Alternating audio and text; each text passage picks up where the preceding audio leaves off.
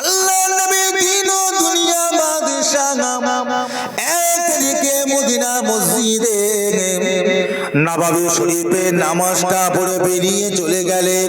কোথায় গেলেন কেউ জানে না। আমার নবী পাককে খুঁজে পাওয়া যায় না। একদিন দুদিন চলে যায়, দুদিন তিন দিন চলে যায়। সাহাবায়ে কেরামেরা খোঁজাখুঁজি করে কোন জায়গাতে আমার রাসূলুল্লাহকে খুঁজে পাওয়া যাচ্ছে না। আল্লাহ নবী কোথায় গেলেন, কোথায় গেলেন, কোথায় গেলেন। আমার নবী পাকের সবচাইতে রাগী সাহাবা ছিলেন হযরত ওমর ফারুক। হাতের মধ্যে একটা তরোয়াল তুলে নিয়ে পাগলের মতো দৌড়ে দৌড়ে দৌড়ে দৌড়ে চলে যেতে লাগলেন। ফাঁকা জমিনে গিয়ে, ফাঁকা মাঠে গিয়ে কাউকে যখন দেখতে পেলেন না, দেখতে পেলেন একজন মানুষ কিছু উট ভেড়া দুম্বা দিয়ে চড়াচ্ছে। ওই মানুষটাকে গিয়ে ধরলেন, ভাই আমাদের নবীকে কি আপনি দেখেছেন কিনা বলেন। ওই মানুষটা জবাব দিলেন, ও ভাই ওমর, আপনাদের নবীকে আমি চিনি না, জানি না, তবে একটা কথা বলতে পারি, আর 3 দিন আগে একজন মানুষকে দেখেছিলাম পাগলের মতো কাঁদতে কাঁদতে সামনে যে জঙ্গলটা দেখতে পাওয়া যায় ওই জঙ্গলের ভেতরে ঢুকে গিয়েছে।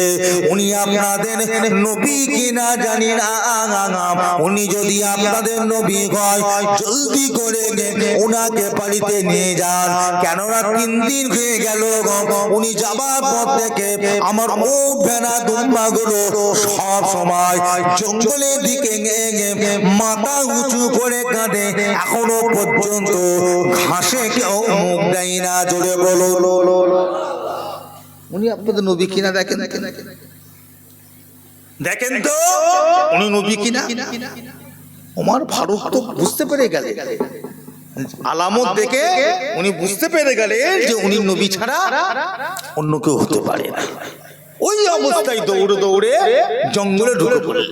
জঙ্গলে খোঁজাখুঁজি করে দিচ্ছে, কোনো জায়গায় পাচ্ছে না। মনটা খারাপ করে চুপ করে বসে আছে।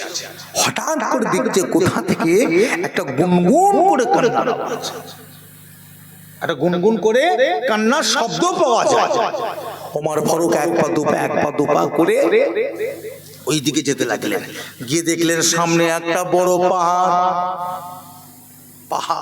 মদিনা শরীফে একটা পাহাড় আছে, পাহাড়টার নাম হলো আপনার জাবলে সালাল। জাবলে সালাল পাহাড় বলে একটা পাহাড় আছে। ওই পাহাড়ের দিকে আস্তে আস্তে আগিয়ে গিয়ে হযরত ওমর ফারুক পাহাড়ে উঠলেন। উঠে দেখছেন কোথা থেকে কান্নার আওয়াজ, দেখছে একটা গর্তের ভিতর থেকে কান্নার আওয়াজ। আস্তে আস্তে গর্তের ভিতর ঢুকে পড়লেন। গর্তের ভিতর ঢুকে দেখে আমার নবী পাক আল্লাহ পাকের দরবারে সেজদায় পড়ে কাঁদছে। একবার জোরে বলুন না সুবহানাল্লাহ। ভাই কাদের জন্য একটু কথা বলে, একটু কাদের জন্য? আমাদের জন্য। আল্লাহর নবী কেঁদেই যাচ্ছেন। ওমর ফারুক আস্তে আস্তে গিয়ে আল্লাহর নবীকে সালাম দিলেন। সালামের কোনো জবাব নেই। ডাকছেন, ইয়া রাসূলুল্লাহ আপনি কাঁদছেন কেন? ওঠেন। নবী চুপ কেঁদেই যাচ্ছেন। কিছুক্ষণ পরে দেখছেন যে গুনগুন করে যে আওয়াজটা আসছে, কিসের আওয়াজ? ওমর ফারুক যখন মাথা মোবারকটা আমার রাসূলুল্লাহ নূরের কাছে নিয়ে গেলেন, হযরত ওমর ফারুক শুনতে পাচ্ছেন আল্লাহ নবী অবস্থাতে গুনাহগার উম্মতের জন্য আল্লাহ পাক মাফ করে দিন। ও রব্বুল আলামিন, আল্লাহ আমার গুনাহগার উম্মতদেরকে আপনি মাফ করে দিন, ক্ষমা করে দিন। যতক্ষণ না পর্যন্ত আপনি ওদেরকে মাফ করবেন, ক্ষমা না করবেন, আমি রাসূলুল্লাহ তত সময় পর্যন্ত এই জায়গা থেকে সিজদা থেকে মাথা তুলব না। জোরে বলো। একটু নিজেরা চিন্তা করলেন না? খালি হই হই করে খালি ঘুরছেন, তাস নিয়ে, ক্যারাম বোর্ড নিয়ে, জুয়া নিয়ে, মদ নিয়ে, গাঁজা নিয়ে। হ্যাঁ, যুবক ছেলেগুলো যে লটারি কাটে, পাবজি খেলে, ফ্রি ফায়ার খেলে, বাড়ির মেয়েগুলোকে দিয়ে মহিলা সমিতি করায়। মহিলা সমিতি একটু চিন্তা করলেন না? কথা বলেন না কেন? একটু চিন্তা ভাবনা করে, একটু চিন্তা ভাবনা করে একটু ভালো ভালো এই বেলেটটাকে একটু ঘুরিয়ে দেন না, খালি বেলেট। ঠিক আছে, বুঝতে পেরেছে? হই হই করে ঘুরে নিজের জীবনটাকে নষ্ট করবেন না। এতগুলো মানুষ বসে আছেন, বলে আল্লাহ পাক আছেন না নাই? ঠিক বলছেন? মরতে হবে, কবরে যেতে হবে, কবে যাবেন? হ্যাঁ, কেউ বলতে পারবে? কেউ বলতে পারবে? কেউ যাবে। আল্লাহর হুকুম হয়ে যাবে। ও শীত নয়, বর্ষা নয়, গরম নয়। কত মানুষের কবরে এমন টাইমে মারা গেছে সেই সময় বৃষ্টি হচ্ছে, কবর ঘুরছে, কবর ভর্তি পানি। কি করে কবর দেবে? বালতিলে ছেঁচে ছেঁচে ছেঁচে তাও পানি উঠছে। কি করবে? কলার ভেলা তৈরি করে, কলা গাছের ভেলা, 3টে 4টে কলা গাছের গোড়া দিয়ে ওর উপর লাশটাকে শুইয়ে তাড়াতাড়ি করে মাটি চাপা যায়, তাড়াতাড়ি করে মাটি চাপা যায়। তাহলে বলে বাড়ি দিকে রেখে দেয়, রেখে দেয়। আল্লাহ নবী সেজদায় পড়ে গুনাহগার উম্মত জন্য কেঁদেই যাচ্ছে। কোনো কি করা যায়? কি করে নবীকে তোলা যাবে? আল্লাহ নবী, আমার নবী পাক হযরত ওমর ফারুক কাঁদছেন, নবী পাক দুজনই কাঁদছে। ওমর ফারুক চিন্তা করে এইভাবে তো হবে না, যাই হোক একটা ব্যবস্থা করতে হবে। কি করা যায় বলে সোনার মদিনাতে আবার চলে গেলেন। সাহাবায়ে কিরামদের খবর দিলেন। সাহাবায়ে কিরামেরা দৌড়ে দৌড়ে দৌড়ে দৌড়ে সব এসে আল্লাহ নবীর পিছনে সব কাতার দিয়ে লাইন দাঁড়িয়ে পড়লেন। একবার জোরে বলুন না সুবহানাল্লাহ। আমার নবী পাকের সাহাবাদের ভিতরে সবচেয়ে বেশি মহব্বত করতেন কে? হযরতে আবু বকর সিদ্দিক। হযরত আবু বকর সিদ্দিক নবীর পিছনে চুপ করে দাঁড়িয়ে আছে। এক পা দুপা করে এগিয়ে গেলেন। আমার নবী পাকের কাছে গিয়ে সালাম দিলেন। আল্লাহ নবী সালামে কোনো জবাব দিলেন না, কেঁদে যাচ্ছে, একভাবে কাঁদছে। ও আল্লাহ নবী হযরতে আবু বকর সিদ্দিক আমার রাসূলুল্লাহর পাশে দাঁড়িয়ে আছে। হুজুর আপনি কাঁদবেন না, মাথা তোলেন। হুজুর আপনি চিন্তা করবেন না, হুজুর আপনি কাঁদবেন না, হুজুর আপনি মাথা তোলেন। আমার নবী পাক সিজদা থেকে মাথা তুলছে না। হযরত আবু বকর আস্তে আস্তে আমার রাসূলুল্লাহর কানের কাছে মুখটা নিয়ে চলে গেলেন। কি বলে শুনে? হযরত আবু বকর শুনতে পাচ্ছেন আমার নবী পাক কেঁদে কেঁদে ওই সব অবস্থাতে বলেন, আল্লাহ আমার গুনাহগার উম্মতিদেরকে আপনি মাফ করে দিন। আল্লাহ পাক আমার গুনাহগার উম্মতিদেরকে ক্ষমা করে দেন। যতক্ষণ না পর্যন্ত মাফ না করবে তত সময় পর্যন্ত আমি মাথা ধরব না। এই বলে কাঁদতে লাগলেন। হযরত আবু বকর আস্তে আস্তে মাথা তুলে আমার নবী পাককে বুঝাতে লাগলেন, ইয়া রাসূলুল্লাহ হাবিবাল্লাহ, হুজুর আপনি কাঁদবেন না, হুজুর আপনি মাথা তোলেন। আমি আবু বকর আপনার সামনে দাঁড়িয়ে কথা দিলাম, আমার জীবনের যা কিছু নেকি আছে সমস্ত নেকিগুলো আল্লাহর রাস্তে আমি আবু বকর আপনার গুনাহগার উম্মতিদের জন্য আল্লাহর রাস্তে দান করে দিলাম। আবু বকরের আমল কতটা জানেন? কতটা? আবু বকরের আমল কতটা? একদিন ওমর ফারুক আল্লাহ রসুলকে, ওমর ফারুক আল্লাহ নবী ডেকে বলছে, বাবা ওমর, যে জিয়া রাসূলুল্লাহ একবার আমার কাছে এসো। ওমর ফারুক যখনই এসেছে আল্লাহ রসুল বলছে আকাশের দিকে তাকাও। আকাশের দিকে তাকিয়েছে, বলছে কি দেখছো? বলছে হুজুর তারকা দেখতে পাচ্ছি। তখন নবী বলল, বাবা ওমর, আকাশের যত তারা তোমার জীবনে তত আমল। একবার জোরে বলবেন না? আকাশের যত তারকা আছে তোমার জীবনে তত কি আছে? আমল আছে। আর তোমার জীবনে যত আমল আছে আমার আবু বকর ওই আমলটা এক রাতে আছে। একবার জোরে বলবেন না? আমার আবু বকর এক রাতে যে আমল তৈরি করে তুমি সারা জীবনে তা পারবে না। এত আমল আল্লাহ রাস্তা দান করে দিলেন কাদের? আমাদের। তবু মাথা তুললেন না। হযরত আবু বকর ওমর ফারুক বলে ইয়া রাসূলুল্লাহ আমিও দিয়ে দিলাম, মাথা তোলে না। সাহাবারা চিন্তিত হয়ে পড়লেন কি করা যাবে, কি করলে নবীকে মাথা তোলা যাবে আর কি করলে নবী উঠবে।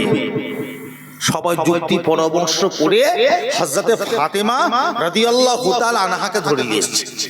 চলো ও হযরতে ফাতেমা, আব্বাজানকে পাওয়া গিয়েছে, রাসূলুল্লাহকে পাওয়া গিয়েছে, আপনি জলদি চলে। আল্লাহ নবী নাহি উঠছেন না সেজদা থেকে, মাথা তুলছে না, আপনি জলদি করে চলে। ফাতেমাকে ধরে ধরে ধরে ধরে এনে সব আল্লাহ নবীর পাশে দাঁড় করে দিলেন। ফাতেমা একই অবস্থা, হাও হাও করে কাঁদছে। আব্বাজান আপনি মাথা তোলেন, আব্বাজান আপনি কাঁদবেন না, মাথা তোলেন, নবী আমার মাথা তুলছে না। ফাতেমা চিন্তা করলো কি করা যাবে, এই অবস্থায় আমি আব্বাজানকে তুলবো কি করে, কি করে তুলবো। হযরত ফাতেমা আমার রাসূলুল্লাহর পাশে সিজদায় পড়ে গেলেন।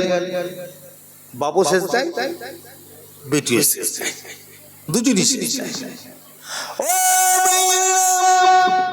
একজন সিজদায় পড়ে আল্লাহ পাকের কাছে কাঁদে, আল্লাহ পাক আপনি আমার গুনাহগার উম্মতদেরকে মাফ করে দিন।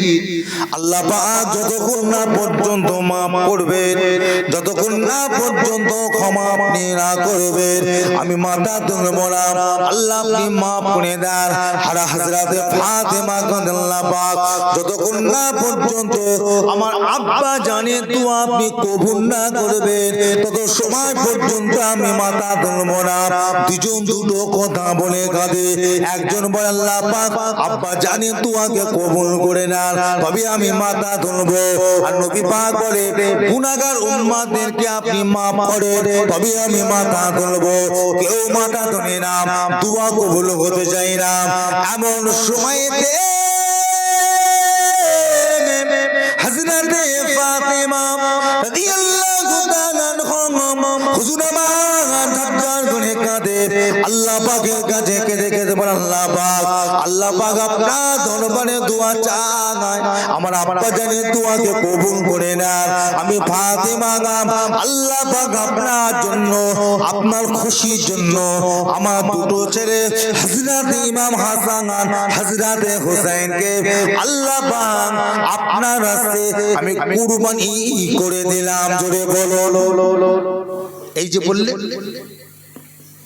এই যে বললেন আল্লাহ পাক আমার আব্বাজানের দোয়াকে কবুল করে, আমি দুটো ছেলেকে কি করব, কুরবানি দিয়ে দিলাম।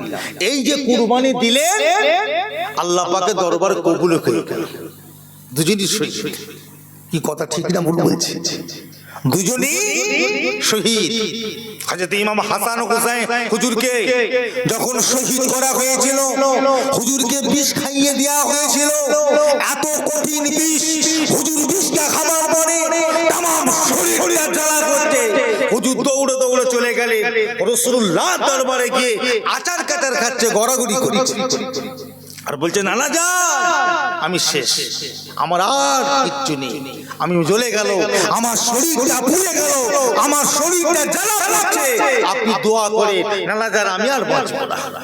আল্লাহ নবী মাজারে যে গড়াগড়ি করছে, কাঁদছে, আল্লাহ রাসূলের রওজা থেকে আল্লাহ নবী দোয়া করলেন, আল্লাহ পাক ভালো করে দিলেন। একবার জোরে বলবেন না? প্রথমবার। দ্বিতীয়বার আবার যখন বিষ খাওয়ানো হলো, আবার দৌড়েছে রাসূলুল্লাহ দরবারে, আবার যে কাঁদছে আল্লাহ আল্লাহ আমি আর বাঁচব না। নানা জানের দরবারে গিয়ে কাঁদে, নানা জান দোয়া করেন, নানা জান আমাকে আবার বিষ খাইয়েছে, আমার শরীরটা জ্বলে গেল, পুড়ে গেল, নানা জান আপনি দোয়া করেন। খুব নানা জান দোয়া করলেন, আল্লাহ নবী দোয়া করলেন, দ্বিতীয়বারের জন্য আল্লাহ ভালো করে দিলেন। জোরে বলুন না সুবহানাল্লাহ। তৃতীয়বারে যখন বিষ খাওয়ানো হলো, এমন কঠিন বিষ খাইয়েছে একটা পা ফেলার ক্ষমতা পেলেন না, ওইখানেই পড়ে গেলেন। এত কঠিন বিষ, এত কঠিন বিষ। তা উনি যদি আবার দৌড়ে রাসূলুল্লাহ দরবারে যেতেন, আল্লাহ কি করতেন? ভালো করে দিতেন, কিন্তু এটা আল্লাহর হুকুম, উনি আর যেতে পারলেন না, শহীদ হয়ে গেলেন, ইন্তেকাল হয়ে গেলেন। আর এদিকে ইমাম হোসাইন হুজুরকে এই মুহররম মাসের 10 তারিখে কারবালার মাঠে জুম্মার দিন, শুক্রবার দিন যখন মসজিদে কি হচ্ছে, জুম্মার নামাজ হচ্ছে, মাথা উপরে তখন সূর্য, মাথার উপরে সূর্য, খুতবাতে তার প্রশংসা চলছে, হযরতে ফাতেমার প্রশংসা চলে, হযরতে হাসান হুসাইনের প্রশংসা চলে। আর এইদিকে কারবালার মাঠে ইমাম হোসাইন হুজুরকে কি করে, শহীদ করা হয় শুক্রবার দিন, মুহররমের দিন। এই জন্য এই মুহররম মাসের 10 তারিখটা আমাদের কাছে কি একটা দুঃখ, কিন্তু আসলে মুহররম মাসটা আমাদের কাছে দুঃখ নয়, মুহররম মাসটা আমাদের কাছে কষ্ট নয়, মুহররম মাসটা আমাদের কাছে আল্লাহর রহমতের মাস। একবার জোরে বলুন না সুবহানাল্লাহ, একবার জোরে বলা যাবে না? দরুদ শুনি, আল্লাহুম্মা সাল্লি আলা। কঠিন গরম, আবার হাওয়াও কাজ করছে না, দেখেন না, থাক লাগবে না, থাক। আল্লাহুম্মা সাল্লি আলা সাইয়্যিদিনা মাওলানা মুহাম্মদ ওয়া আলা আলি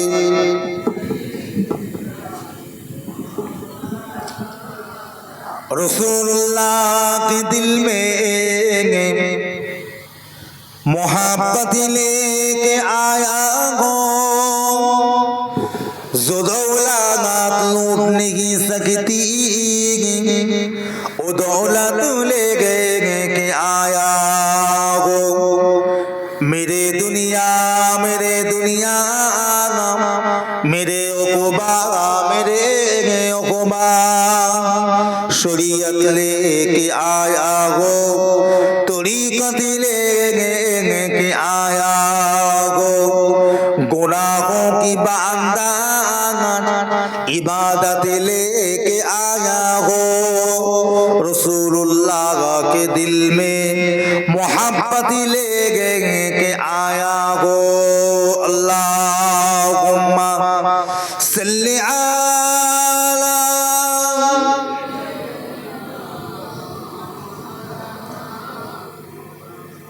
ওয়ালা আলি।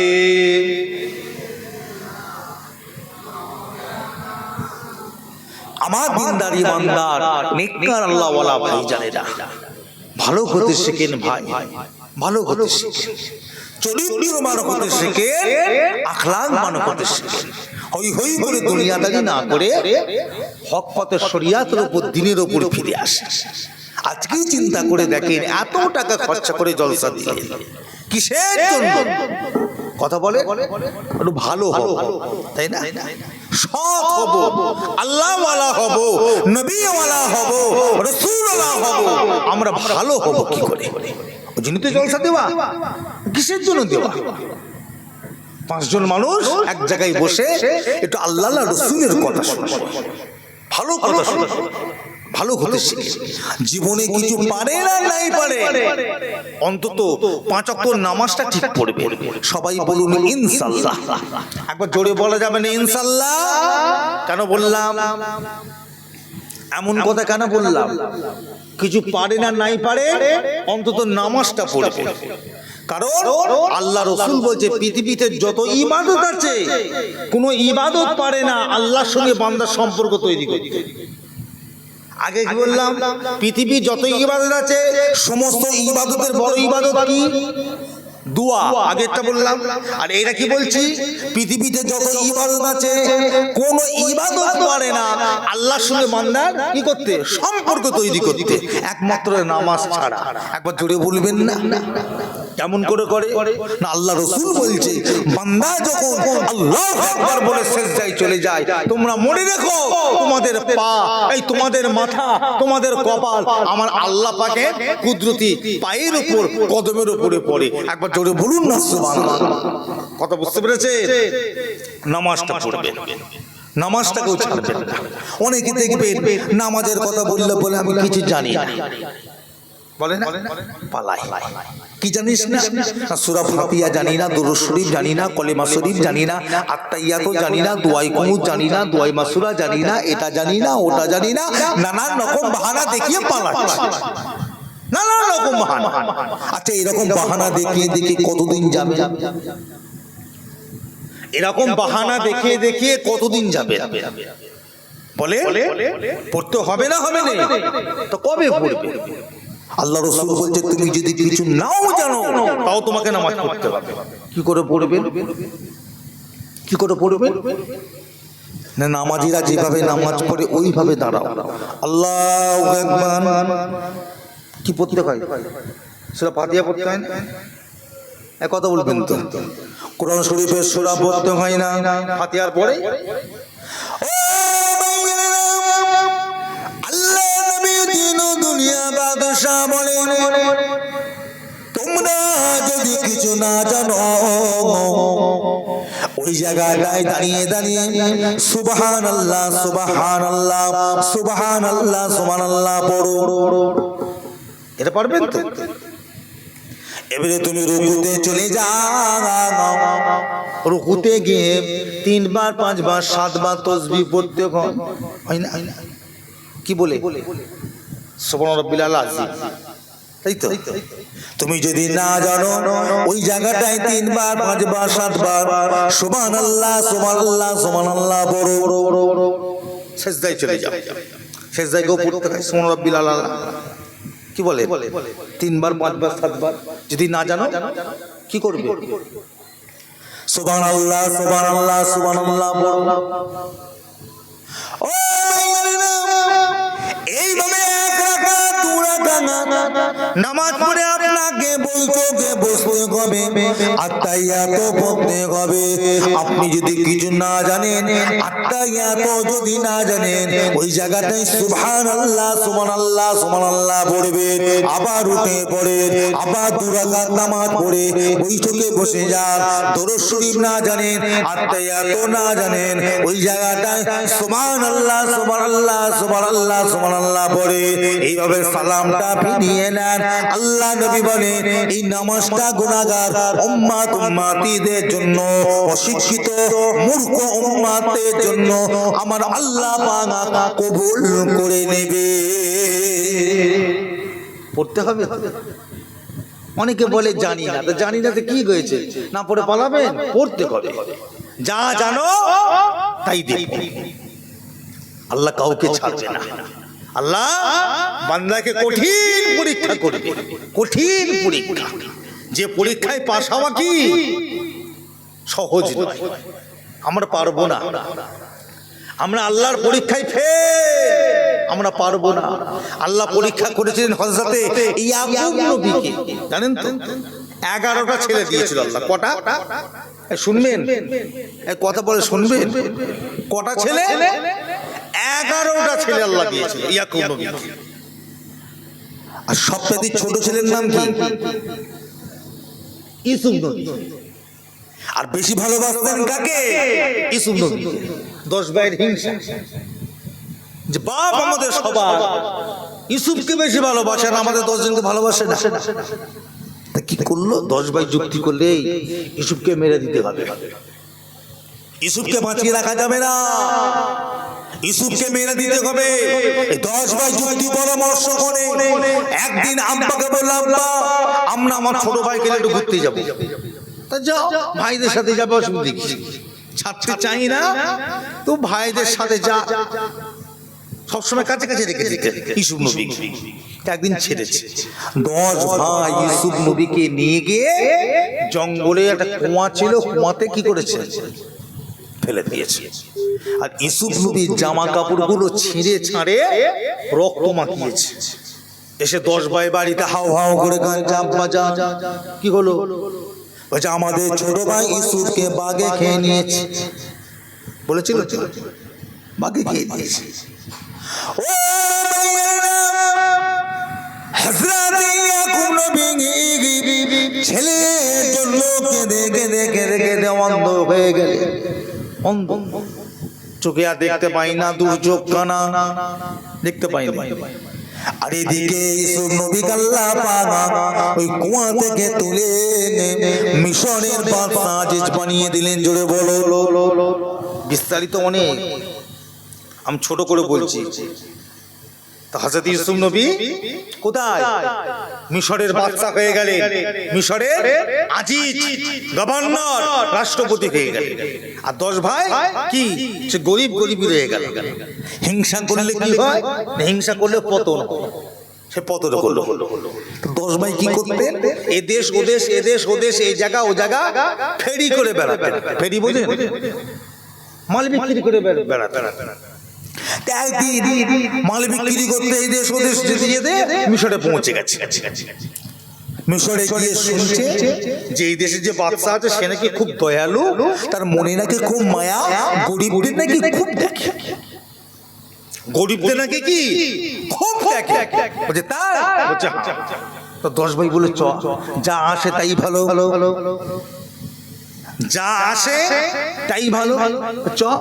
10 ভাই মিলে চলে গেলে ইউসুফ নবী দরবারে গিয়ে লাইনে দাঁড়িয়েছে। একজন আসে, ইউসুফ নবী মাল দিয়ে ছেড়ে দেয়। এখন লাইনে আস্তে আস্তে কাছাকাছি যে এসেছে, এখন ইউসুফ নবী তো দেখে চিনতে পেরে গেছে, হাজার হোক একই রক্ত তো, কত বলবেন তো, দেখে চিনতে পেরে গেছে। চিনতে পেরে গিয়ে বলছে ওই 10 জনকে ধরে লিয়ে আইতে, ওই 10 জনকে ধরে লিয়ে এসে পাশে ডেকেছে। এরা তো হাও মাও করে কাঁদছে, হুজুর আমাদের ছেড়ে দেন, হুজুর আমাদেরকে মাফ করে দিন, হুজুর আপনি আমাদেরকে ছেড়ে দেন, আর আমরা জীবনে কোনোদিন আসবো না। তোমাদের বাড়ি কোথায়? বলছে অমুক দেশে। এইখানে কি করতে এসছো?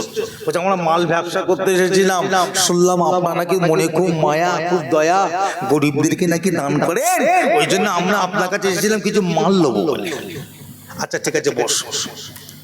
সবাই যখন হয়ে গেল, 10 ভাইকে কাছে ডেকে একটা করে প্রশ্ন করে উত্তর নেন, একটা করে প্রশ্ন করে উত্তর নেন।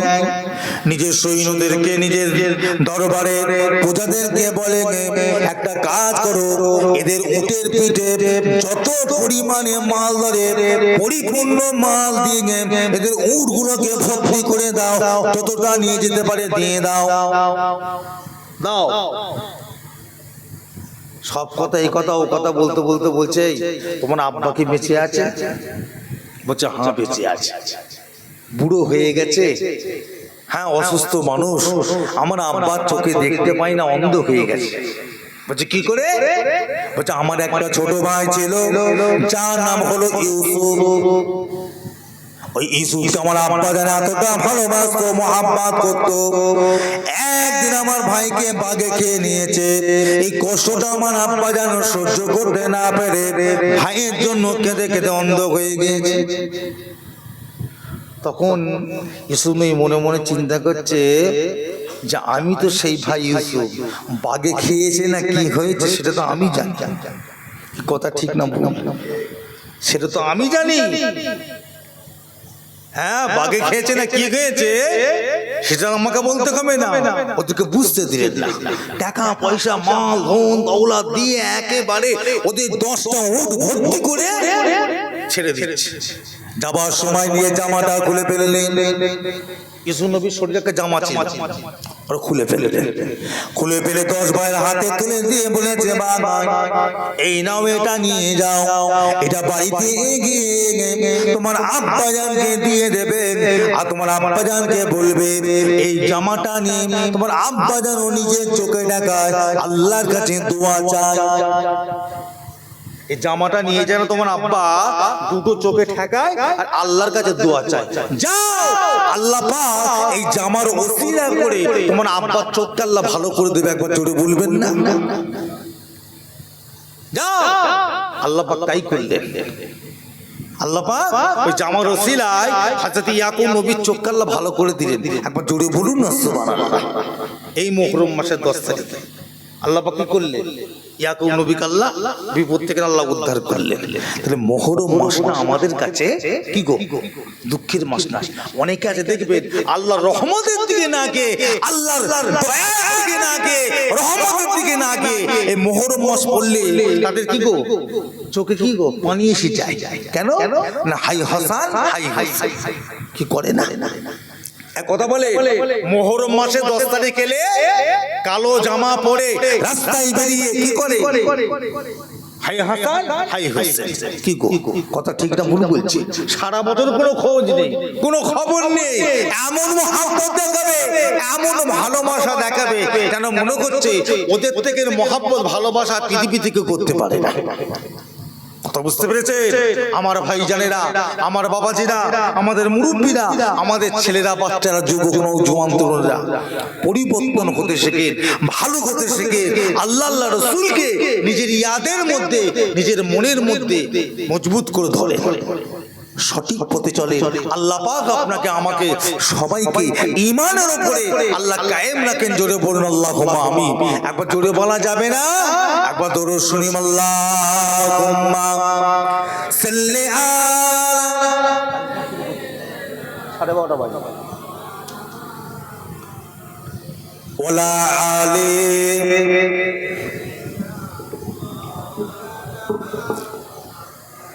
আরো বুকে পরম সুখে মোদের নবী নিদ্রা যায়, শীতল বায়ু বইছে সদায়, সবুজ রাঙা করুমা চাওয়া। আরো বুকে পরম সুখে মোদের নবী নিদ্রা, শীতল বায়ু বইছে সদায়, সবুজ রাঙা করুমা চাওয়া। শীতল বায়ু বইছে সদায়, সবুজ রাঙা করুমা চাওয়া। আল্লাহুম্মা সাল্লি আলা মাওলানা মুহাম্মদ ওয়া আলি সাইয়্যিদিনা। আমার ভাই জানেরা, আমার বাবাজিরা, আমার মুরব্বীরা, আমাদের ছেলেরা, আমাদের সোনাটিকারি গ্রামের যুবক নওজোয়ান তরুণেরা, আমার মায়েরা, বোনেরা, বেটিরা, যাই হোক রাত্রি 12:30 বাজে মুক্তাসার করলাম। দোয়া করবেন আল্লাহ পাক তৌফিক দান, সময় দেন, ইনশাআল্লাহ আবার কোন দেখা সাক্ষাতের আলোচনা হবে। শেষ করবার পূর্বে আসেন আল্লাহ পাকের সামনে দাঁড়িয়ে নবীর উপর সালাম পাঠ করব। সবাই উঠে দাঁড়ান, সবাই উঠে দাঁড়ান, সবাই উঠে দাঁড়ান। ইয়া নবী,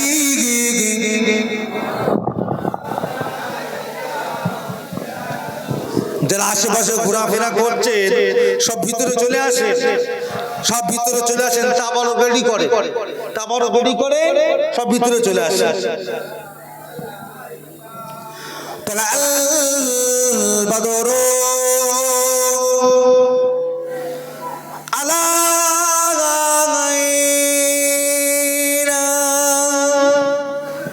মিন সানিয়াতিল বিদায়, ওয়াজাবা শুকুরু আলাইনা মাদা লিল্লাহি দাঈ। ইয়া নবী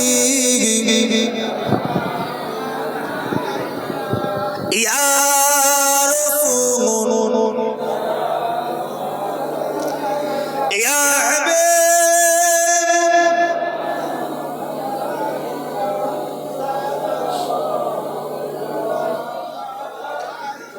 জিবরাইল দিলেন এক যে আওয়াজ, খুলে দাও আসমান আনের দোয়ার, এসেছেন নবী ঈদের সারা করিতে আল্লাহ আরো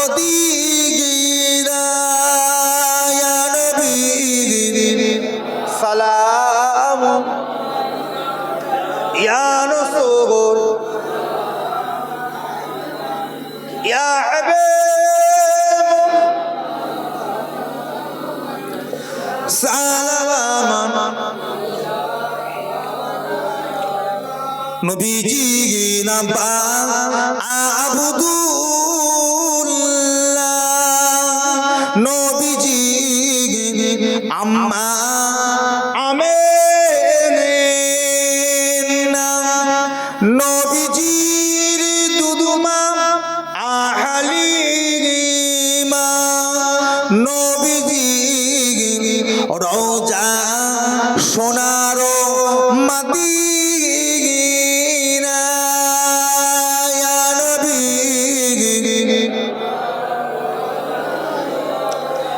ইয়া রাসূল ইয়া হাবিব সালাম সকলে বসেন।